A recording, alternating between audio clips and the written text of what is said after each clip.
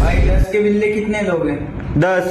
ठीक है फिर 10 रुपए के दो। ले आ 10 रुपए, ये ले तेरे 10 बिल्ले, चल ये ले तेरे 10। लाचन। चल भाई काटे चापा कर दे। हाँ ठीक है, लेकिन पहले मैं आऊंगा। ठीक है, चापा 10 बिल्ले। चल यार, यहाँ पे आज बच्चों की पैंट गिरी हो जाती है, अब बच्चों का खेलने। चल आता हूँ। साला मेरे 10 रुपए भी ले गया और बिल्ले भी ले गया, इसको तो कल देखना पड़ेगा।